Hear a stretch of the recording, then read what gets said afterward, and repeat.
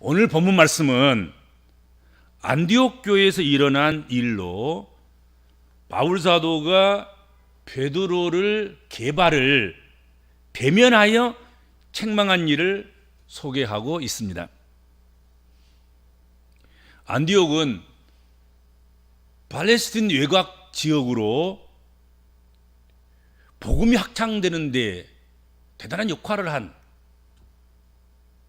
베이스 역할을 담당한 그런 지역이었습니다. 안디옥은 로마 제국의 세 번째 큰 도시로 약 한 50만 인구가 그 당시에 살았다고 합니다. 그리고 신약 시대에 약 6만 5천 명 정도의 유대인들도 안디옥에 거주했다는 거죠. 그러니까 큰 도시고 유대인들도 결코 작게 있는 건 아니에요. 그렇죠? 6만 5천 명이면 시 하나가 5만에 10만이면 시가 되는데 상당하게 많은 숫자인 거죠. 유대인들이 거기 살았으니 그만큼. 왜 그렇게 많은 유대인들이 안디옥에 거주하게 되었냐면 예루살렘에 핍박이 왔지 않습니까? 예수 믿는 사람들에 대한 핍박이 몰려왔을 때 옹기종기 예루살렘에 모여서 우리만 그리스도인이다, 우리만 구원받았다 막 그러면서 막 하던 그들이 예루살렘 핍박이 일어나니까 그 핍박을 피해서 흩어진 거지요. 핍박의 바람에 의해서 그 바람을 타고 이리저리 씨앗이 날리는 것처럼 날려서 가장 많이 떨어지는 곳이 바로 안디옥 교회가 씨앗이 떨어진 거란 말이에요. 많은 유대인들이 그곳으로 자유를 찾아서 신앙의 자유를 찾아서 거기로 거리를 갖고 거기서 안착하게 됐다 하는 것입니다. 그래서 이방인을 향한 복음의 전초 기지가 안디옥이 되었고 이를 돕기 위해서 예루살렘 교회는 바나바를 안디옥 교회로 파송했다. 사도행전에 나오죠, 그렇죠?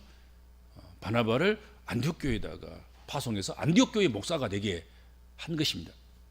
그리고 바나바는 급작스럽게 이제 교회도 성장하고 일도 많아지고 그러니까 바울을 초청해서 심야에 묻혀 있던 바울을 끄집어내서 초대해서 안디옥 교회 사역을 같이 하도록 동역자로 동참시키는 그런 일을 이제 바나바가 했지요. 그렇죠? 그래서 안디옥 교회에 바나바를 파송한 예루살렘 교회가 늘 안디옥 교회를 살펴보기 위해서 지도자들을 파송하기도 하고 시찰단을 보내기도 하고 그랬을 것 아니겠습니까?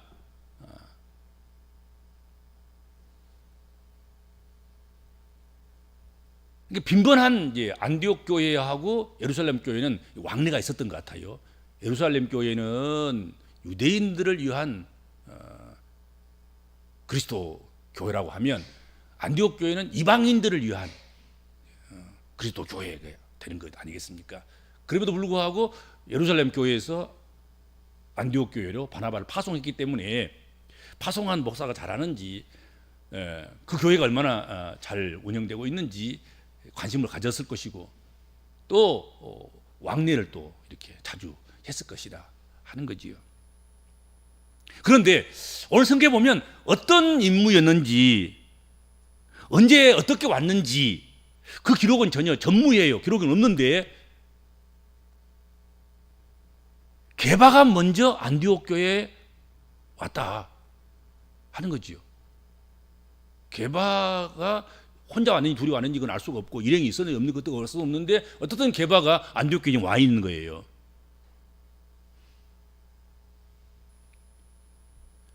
그리고 안디옥 교회에 와서 안디옥 교회에 머물면서 아마도 이리저리 성도들의 가정에서 안디옥 교회에 손님으로 온 게바 베드로를 초대했을 것 아니겠습니까?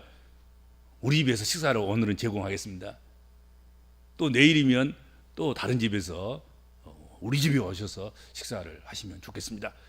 옛날에는 서로 그랬었잖아요. 옛날에 식사 대접한 게 가장 큰 대접이었을 때가 있었으니까, 배고픈 시절에. 그래서 베드로가 안디옥 교회에 여러 성도들의 가정에 초대를 받고 이방인들인 안디옥 교회 사람들과 함께 식사도 하고 식탁 교제도 하고 그러고 있었다 하는 것입니다. 그런데 그런 도중에 무슨 일이 있었냐면 예루살렘 교회에서 야고보가 보낸 시찰단이 그곳에 도착했다는 소식이 들렸다 하는 것입니다. 그러니까 게바는 이게 어떤 목록으로 온지는 알 수 없지만 안디옥 교회 왔고 안디옥 교회에서 이리저리 다니면서 아무튼 식사 공동체에서 식사도 하고, 그리고 그 식사 공동체에는 뭐 유대인도 있지만 이방인들도 있고 그렇게 한 거지요. 그런데 공식적으로 예루살렘 교회에서 안디옥 교회로 야고보가 보낸 시찰단이 왔다는 거죠. 진짜로 시찰단이었는지 진짜로 야고보 보냈는지 그건 알 수가 없어요. 그러나 오늘 성경에 바울 사도가 이야기하기는 주의 형제 야고보가 보낸 시찰단, 방문하는 사람들, 그들이 안디옥 교회에 도착한 거지요. 그러니까 베드로가 게바가 식사를 하던 중에 벌떡 일어나가지고 식사 자리를 피해버린 거예요.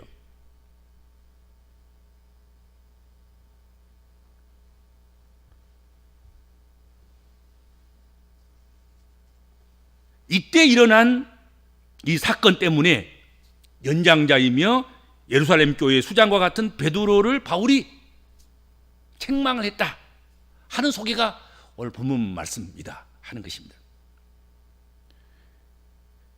게바, 즉 베드로가 바울에게조차 책망을 받을 일을 한 것, 그것이 무엇이겠습니까? 아니, 베드로가 바울에게 책망받을 이유가 뭐 있겠습니까? 베드로는 예수님의 수제자로서 예루살렘 교회의 대표격인 사람이고, 그렇죠. 그가 나중된 교회를 핍박했던, 그래서 회심하고 돌아온 바울 사도가 책망해야 될 이유가 어디 있겠습니까? 감히 어떻게 책망을 할 수 있겠습니까? 그런데 게바가 바울에 의해서 책망을 받았어요. 무엇 때문이었겠습니까? 베드로가 바울에게 책망받을 만한 행동을 한 것, 그것은 오늘 성경에 복음의 진리를 따라 바르게 행하지 아니함 때문이었다 하는 것입니다. 그러면 구체적으로 복음의 진리를 따라 행하지 아니한 그것이 무엇이었습니까? 12절 13절 오늘 본문에 이렇게 되어 있습니다. 야고보에게서 온 어떤 이들이, 여기는 주의 형제 야고보예요. 야고보에게서 온 어떤 이들이, 그러니까 예루살렘에서 온 거예요. 야고보가 보내서 온 거예요. 그리고 그렇게 주장한 거지요. 그들이 이르기 전에 게바가 이방인과 함께 먹다가 그들이 오매 그가 할례자들을 두려워하여 떠나 물러가매 남은 유대인들도 그와 같이 외식함으로 바나바도 그들의 외식에 유혹되었느니라. 그렇게 말씀하고 있다 하는 거지요. 그러니까 예루살렘 교회에서 야고보가 보냈다고 이야기하는 그 사람들이 안디옥에 왔을 때 베드로는 마침 이방인들과 함께, 그리고 안디옥 성도들과 함께 식탁의 자리에서 식탁 교제를 하고 있었습니다. 그런데 게바가 이방인들과 함께 먹다가 사라져버린 거예요. 식사를 대접하고 식사를 초대받아서 식사를 하면 끝까지 같이 식사를 하고 그리고 작별 인사를 하고 그리고 그렇게 가야 되잖아요. 근데 식사하다 말고 그냥 가버린 거예요. 그냥 어느 시간에 보니까 없어져 버린 거라고요. 이방인들과 함께 안디옥 교인들과 함께 베드로가 식사를 한 그 일은 이 먹다라는 동사에서 알려주는 것처럼 지속적이고 계속적인 그런 행동을 할 때에 사용되는 이 말이거든요. 이 먹다는 말이 어쩌다 한 번 한 것이 아니고 지속적으로 미래 완료형을 쓰고 있는 거예요. 지속적으로 늘 하던 일들을 한 거예요. 그러면 어제도 그렇게 했고 그제도 그렇게 했고 그러면 지금도 그렇게 하고 다음에 또 초대받으면 또 그렇게 해야 되는데 그렇게 하던 것을 갑자기 그 순간에 먹다가 그냥 자리를 피해버린 거란 말이죠.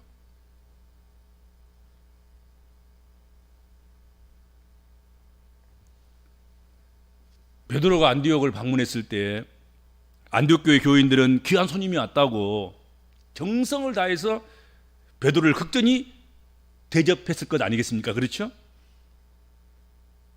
그곳에 있는 성도들은 돌아가면서 베드로를 극진히 대접했으리라 생각합니다.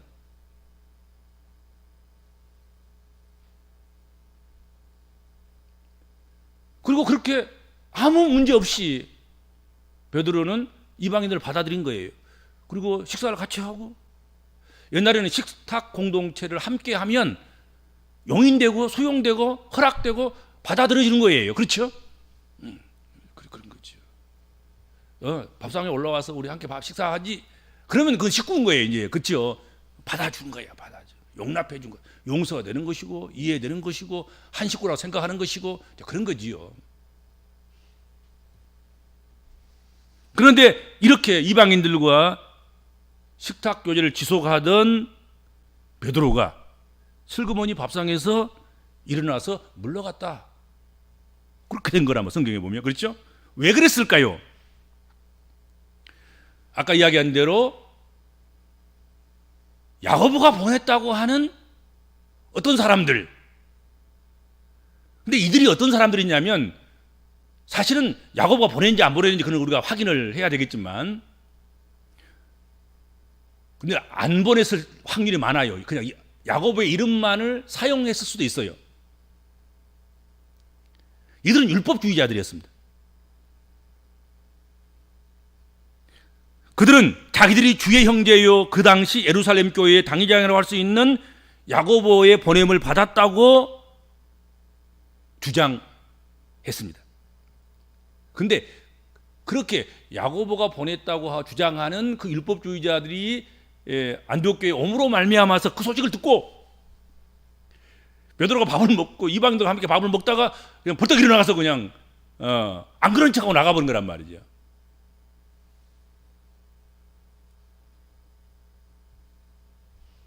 그리고 식탁에 다시 초대해도 오지 않는 거예요. 이제 야고보가 보냈다고 하는 그 예루살렘에서 온 형제들 그 주장하는 그들이 어느 순간부터 태도가 달라진 거예요.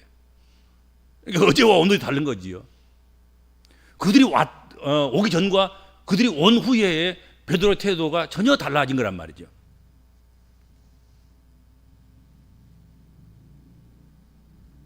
이로 인해서 또 다른 문제가 발생했는데 다른 유대인들과 심지어는 바나바까지도 이 예식에 유혹을 받게 되었다.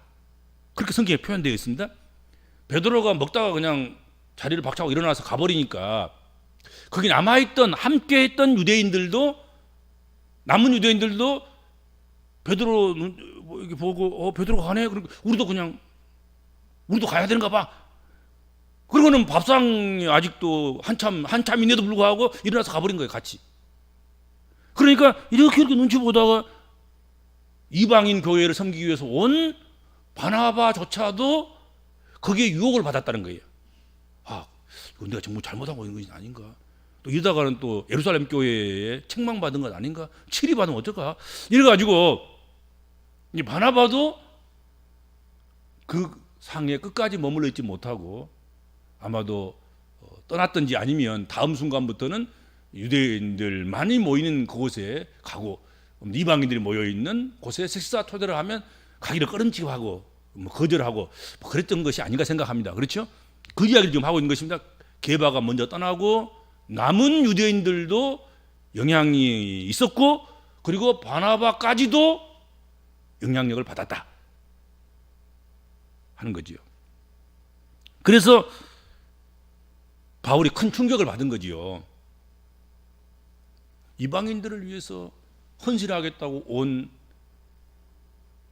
바나바까지도 율법주의자들의 영향을 받아서 할례받지 않는 이방인들과 식사하는 것은 그것은 정결의식에 잘못된 것이고 거룩에 잘못된 것이고 그러니까 그 식탁에서 슬그머니 떠나버리는 그런 일을 했다. 그리고 남은 유대인들과 그리고 바나바까지 그런 영향을 받았다 하는 그 이야기를 듣고 바울 사도가 얼마나 충격을 받았겠습니까? 바울 사도는 바나바가 불러내서 지금 함께 동역을 하고 이방인의 사도로 자신의 사도의 정체성을 정하고 오직 이방인들을 위해서 이방인의 구원을 위해서 지금 힘쓰고 애쓰고 있는데 그냥 찬물을 끼얹는 것 아니겠습니까? 안디옥 교회에 있던 유대인 기독교인들도 그리고 거기서 목회하는 어떻게 보면 자기의 담임 목사와 같은 바나바조차도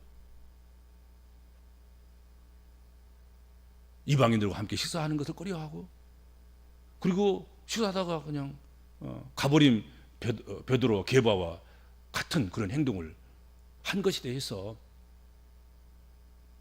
바울 사도가 큰 충격을 받게 됐습니다.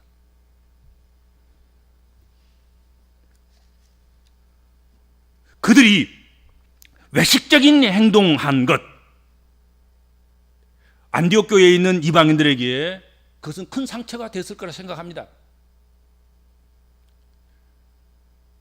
바울 사도뿐만 아니라 바울 사도가 큰 충격을 받았고 거기에 머물러 있지 않고 사실은 진짜 당사자들인 안디옥 교회에 속하 있는 이방인들,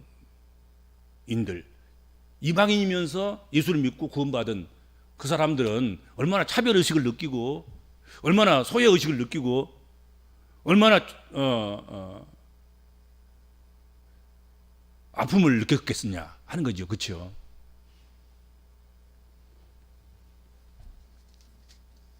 게다가 그들의 행동은 예루살렘 공회에서 패배한 율법주의자들로 하여금 다시금 활기를 되찾게 해주는 그런 계기가 됐다는 거지요. 예루살렘 공회에서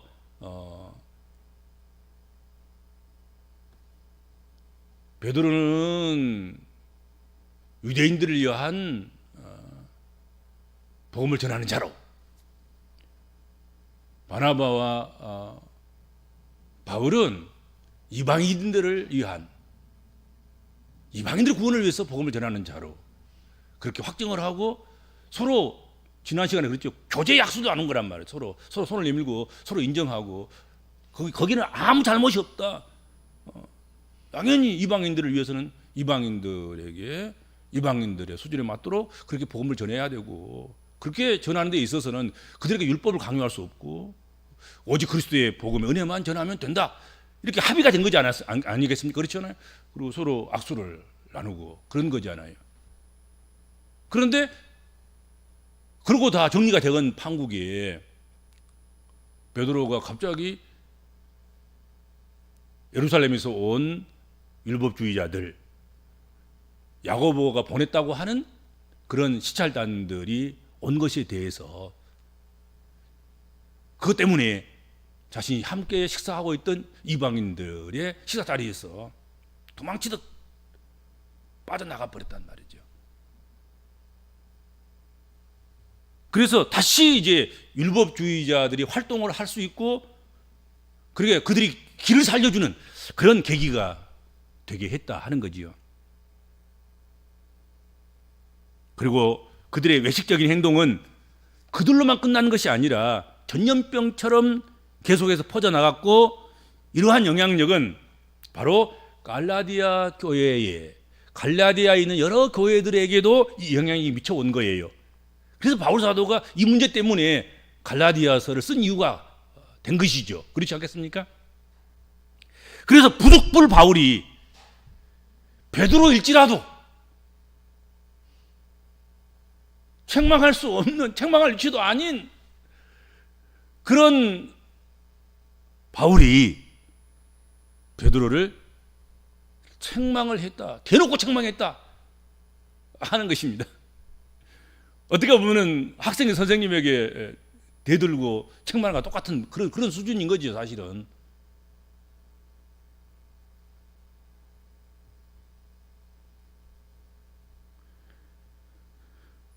베드로가 책망받을 일이 있어서 책망할 때 어떻게 바울이 책망했는가를 오늘 본문에 말씀하고 있습니다.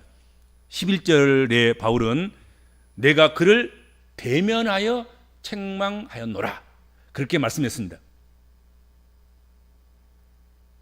대면해서 책망했습니다. 일이 잘못된 일이 있을 때 우리가 주의해야 될 것이 있습니다. 책망할 일이 있으면 앞에서 대놓고 정면에서 그를 불러 세워놓고 그를 책망하는 것이 옳습니다. 그렇지 않습니까?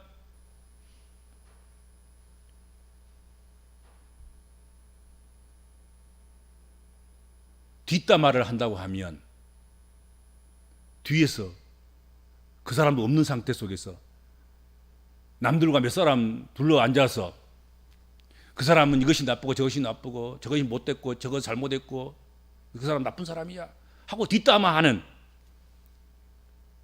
그런 일을 해서는 안 된다 하는 것이죠. 뒷말하고 뒷담화하고 그런 것은 결국은 미움과 원망과 분노를 쌓게 하는 일이 된다 하는 것입니다. 잘못한 사람 앞에서는 아무 말도 아니하고서는 없는 곳에서 온갖 시시와 비비를 가리려고 한다는 것, 그것은 옳지 않습니다. 기독교인들이 해서는 안 될 일이에요. 아니, 할 말 있으면 앞에서 해야지. 당신은 이것 좀 고쳐야 되겠고, 이것은 성경적이 아니고, 이것은 잘못되었으니까, 이것 이렇게 해야 되지 않겠습니까? 이래야 맞는 것인데. 그러니까 대부분 뒷담화가 사실에 입각한 그런 책망이나 지적이 아닌 거예요. 앞에서는 그 말 못하지 않아요. 왜냐하면 사실이 아니니까. 그래서 뒷담화 하는 거지요. 사실인 것처럼 안 한 것도 했다 그러고 막 작게 한 것을 크게 부풀려 가지고 크게 했다 그러고, 자, 그러고 싶어 가지고 이제 사실은 대면에서는 못 하고 뒷담화를 하는 것 아니겠습니까, 대부분. 근데 그걸 나중에 듣는 사람이 얼마나 기분 나쁘겠습니까? 사실도 아닌 것을 그것도 과대 포장해서 부풀려 가지고 그렇게 이야기하는 것이 나중에 이제 제3자를 통해서 들려온다고 하면 신뢰관계가 어떻게 되겠습니까? 신뢰관계 깨진 것이죠. 이제 그 사람하고의 대화, 그 사람하고의 관계는 사실 거기서 끝난 것입니다. 누군가가 당신의 뒷담화를 하더라, 근데 이런 이야기를 하더라, 그 말을 나중에 듣는다고 하면 그 사람 어떻게 생각하겠습니까? 아, 저 사람이 나를 대적으로 삼았구나, 원수로 삼는구나, 나를 나대로 보지 않고 마치 싸워야 할 대상으로 삼는구나, 이런 생각을 하게 된다고 하면 벌써 경계태세를 갖추게 되고 싸울 대상이라고 생각하게 되고 뭐 그러지 않겠습니까? 특히 교회에서의 뒷담화와 험담, 비판과 공격은 반드시 교회 공동체를 분열하게 만듭니다. 그리고 그 분열한 공동체는 어떤 힘도 아무런 힘도 발휘할 수가 없습니다. 그래서 바울 사도는 대면해서 잘못을 책망했다 하는 거지요. 여러분, 대놓고 할 수 없는 말은 뒤에서도 해서는 안 됩니다. 뒤에서 할 수 있는 말이면 대놓고 하세요. 대놓고. 거기서 싸우더라도, 싸워서 결판을 내불더라도 그 대면해서 해야 됩니다. 대면. 보면은 그러더라고. 전화 같은 경우도 100%다 전달이 안 돼요. 전화로 해도 그 감정이나 이런 모습이나 이런 뉘앙스나 이런 것들이 100% 전달이 안 되는 거예요. 전화 속에서는 뭐 눈동자도 볼 수도 없고 표정도 볼 수 없고 제스처도 볼 수 없고 어떤 것인지 정확하게 분별할 수 있는 그런 것들이 약간 감소된다고 생각할 수 있습니다. 그렇죠? 그러니까 오해가 갈 수 있을 만한 것들은 더욱 대면에서 이야기해야 된단 말이죠. 그렇죠? 뭐 사과할 일이나 어떤 의사를 분명하게 전달할 일이나 이런 것들은 전화나 뭐 이런 편지나 또는 무슨 다른 사람 제3자를 통해서 하지 말고 직접 만나서 대면해서 그렇게 대화를 해야 된다 하는 것입니다. 만약 경우 바울 사도가 뒷구멍에서 만약에 개발을 욕이나 하고 말이지, 거기서 불평이나 하고 말이지, 그랬다고 한다고 하면 어떻게 같이 일할 수 있겠습니까? 어떻게 초대교회를 이끌어갈 수 있었겠습니까? 그렇잖아요. 근데 딱 대놓고 하니까 바울 사도가 한 이야기를 베드로가 그대로 수용한 거잖아요. 받은 거예요. 뭐 대박 싸웠다 그런 게 하나도 성경에 보면 없어요. 아무것도 그런 게 없어.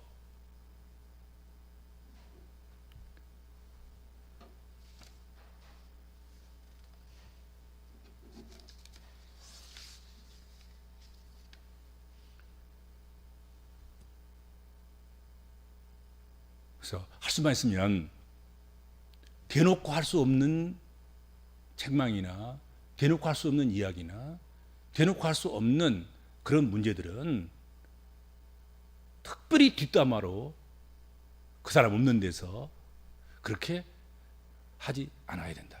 하지 않았으면 좋겠다 하는 것입니다. 대놓고 하면 그때는 기분 나쁠지 모르지만 저 사람은 뒤에서는 뒷담화하지 않는 사람, 앞에서 가르치고 앞에서 책망하고 앞에서 이야기해 주니까 얼마나 고맙냐 감사하냐. 그래서 고칠 수도 있고 바꿀 수도 있고 그러면서 또 더 친숙해질 수도 있고 이렇게 되는 것 아니겠습니까? 그렇죠?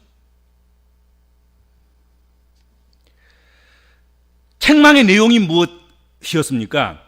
책망의 내용이 14절에 나옵니다. 그러므로 나는 그들이 복음의 진리를 따라 바르게 행하지 아니함을 보고 모든 자 앞에서 게바에게 이르되 네가 유대인으로서 이방인을 따르고 유대인답게 살지 아니하면서 어찌하여 억지로 이방인을 유대인답게 살게 하려느냐 하였노라. 바울 사도는 베드로를 책망할 때 복음의 진리를 따라 바르게 행하지 아니함을 인해서 그것을 책망했다는 거예요. 다른 거 책망한 게 아니에요. 일절 다른 건 없습니다. 복음의 진리를 따라서 바르게 행하지 아니한 것, 그것만 타치한 거예요. 뭐 성격이 어째서 타치하고 무슨 말주변 때문에 타치하고 삶을 살아가는 데 있어서 다른 어떤 것에 대해서 타치하는 것이 아니라 베드로가 한 일이 복음의 진리의 내용에 따라서 바르게 행하지 아니한 것, 그것을 책망했다 하는 것입니다. 우리가 예수 믿으면서 예수 공동체로서 우리가 동일시되고 함께 공유하는 것은 예수를 믿고 구원받은 일인 것입니다. 그리고 그 예수를 전하는 것, 그것이 우리의 공동적인 목표고 함께 공유하는 것이고, 그렇다고 하면 나머지는 다른 건 책망할 필요도 없어요. 교회 안에서 우리가 어떤 일을 책망해야 되냐면 바로 복음 안에서 바르게 행하지 않는 것, 그것을 책망해야 되고 그것을 가르치려 해야 되고 그것을 서로 의견을 교환하고 나누어야 될 문제이지, 다른 것 시시비비를 자꾸 나누려고 하고 그것 때문에 다투려고 하고 그러면 안 된다 하는 것입니다.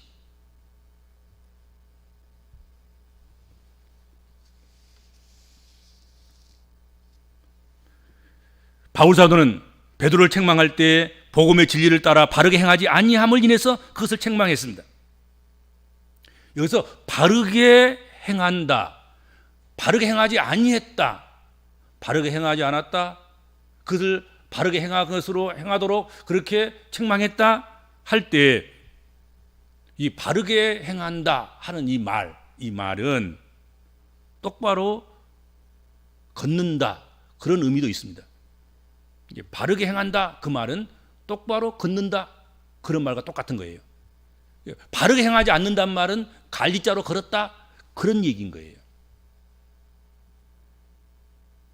그래서 바울 사도가 게바에게 베드로에게 어떻게 당신은 그렇게 갈리자로 이렇게 왔다 갔다 하냐, 이게 복음으로 왔다가 율법으로 갔다가 율법으로 갔다가 복음으로 갔다가 왜 그러냐, 똑바로 걸어라 그렇게 했다는 거예요.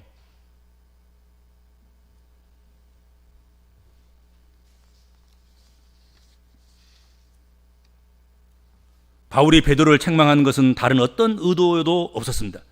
베드로의 외식적인 행동으로 많은 사람들이 악령왕으로 실족할 수밖에 없기 때문에 그를 책망함으로써 복음의 진리를 바로 세우기 위한 단 한 가지 이유뿐이었습니다.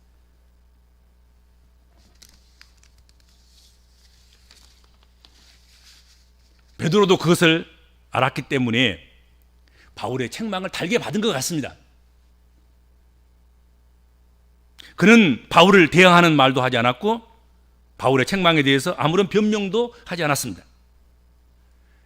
그러니까 우리가 오늘 성경을 보면 참 바울은 바울답고 베드로는 참으로 베드로답다 그런 생각을 오늘 하게 되는 거예요. 위대한 두 지도자의 만남, 실수할 수도 있는 거고 잘못할 수도 있는 거지요. 그런데 쉽게 책망하기도 어렵고 그 책망을 또 쉽게 받아들일 수도 없고 그러지 않습니까? 근데 오늘 바울은 책망하기 어려운 대상을 향해서 대면에 책망했고, 책망하면 부끄럽고 책망하면 기분 나쁘고 책망하면 네가 뭐간데 나 같은 교회 수장한테 감히 그래 따져 그러면서 오히려 미워할 수밖에 없고 외면할 수도 있고 오히려 원수를 지고 척질 수도 있는데 게바는 그렇지 하지 않았단 말이죠. 그걸 온전히 수용하고 받아들였어요. 책망하는 자는 마음껏 책망하고 그것도 정면에서 대면에서 얼굴 앞에서. 그리고 그 책망을 받은 그 사람은 얼굴을 막 쥐락펴락 막 그러지 않고 또 그걸 다 받아들이는 거예요. 수용한 거잖아요. 그래서 바울은 바울답고 참 베드로는 베드로답다 그런 생각을 합니다. 그러니 초대교회가 그 많은 환난 가운데서도 무너지기는커녕 더 든든하게 성장할 수 있었던 것이 아닌가 하는 것입니다. 이런 베드로가 있었고 이런 바울이 있었기 때문에 초대교회가 그래도 그 엄청난 환난 가운데서도 교회가 지탱될 뿐만 아니라 오히려 더 크게 부흥하고 성장하는 놀라운 역사가 있었을 거리라 그렇게 생각이 됩니다. 그래서 마땅히 교회는 책망할 수 있는 자는 책망할 그런 책임과 의무에서 도피하지 말고 정면에서 대면에서 책망하고, 책망을 받은 이들은 마땅히 그것을 받아들여서 고치고 변화되고 그렇게 해서 함께 역량을 모두어서 복음을 위해서, 교회를 위해서, 하나님 나라를 위해서 이렇게 힘써서 함께 하시면서 주의 일을 해 나가야 될 줄로 믿습니다. 기도하겠습니다. 주님, 은혜를 감사합니다.